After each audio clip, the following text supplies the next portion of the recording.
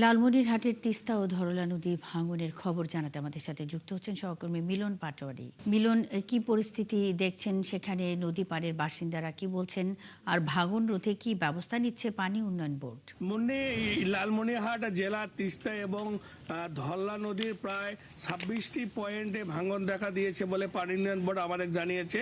এবং লালমনিরহাটের যে ধরলা নদী মঙ্গলহাট ইউনিয়নের ইটাপতা যে বন্যা নিয়ন্ত্রণ বাঁধ রয়েছে, সেখানে গত পরশুদিন রাত্রে এখানে ধসে যায় একটি অংশ, এবং ধসা অংশটুকু পানি উন্নয়ন বোর্ড স্থানীয় ব্যক্তিদের সহায়তা সেখানে তারা ইতিমধ্যে জিও ব্যাগ ট্যাগ দিয়ে তারা তাদের যে ভাঙন মেরামতের জন্য তারা চেষ্টা চালাচ্ছে।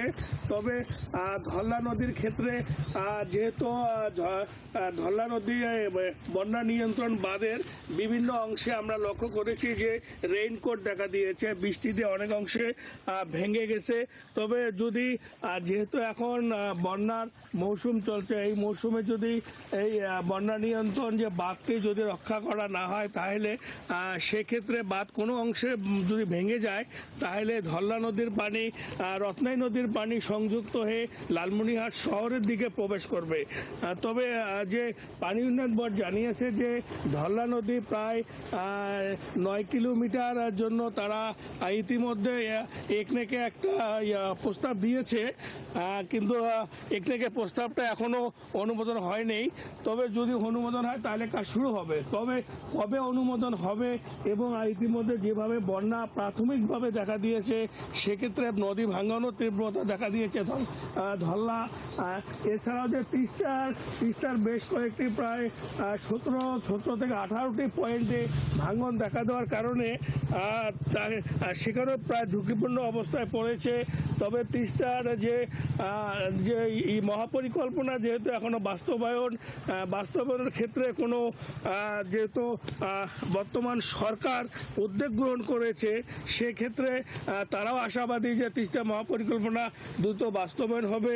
বাস্তবায়নের পূর্বে তাদের যে জরুরি ভিত্তিতে যে সমস্ত ভাঙন রোধে কার্যক্রম রয়েছে সেদিকে তারা আশাবাদী। তবে তিস্তা এবং ধরলাপাড়ের লোকজন তারা আতঙ্কে রয়েছে, যে কোনো মুহূর্তে আরেকটি বড় বন্যা হলে হয়তোবা এই ধরলা শহর রক্ষা যে বাঁধ রয়েছে, বন্যা নিয়ন্ত্রণ বাঁধটি, সেটি মোগলহাট থেকে শুরু করে কুলেঘাট পর্যন্ত দীর্ঘ 9 কিলোমিটার। এই বাঁধটি যদি মেরামত করা না হয়, সেই ক্ষেত্রে যে এই বাঁধ ভেঙে শহরের দিকে পানি প্রবেশ করবে। ইতিমধ্যে 2017 সালে এরকম একটি বন্যা ঘটেছিল। এই বাঁধটি ভেঙে যাওয়ার কারণে লালমনিরহাট শহর সহকারে বিভিন্ন কয়েকটি ইউনিয়ন প্লাবিত হয়ে পড়েছিল মুন্নি। তবে সরকারিভাবে পানি উন্নয়ন বোর্ড যেভাবে বালুর বস্তা দিয়ে মেরামত চালাচ্ছে, এটি প্রাথমিক। তবে স্থায়ী একটা বাঁধ চায় এই ধরলাপাড়ের লোকজন।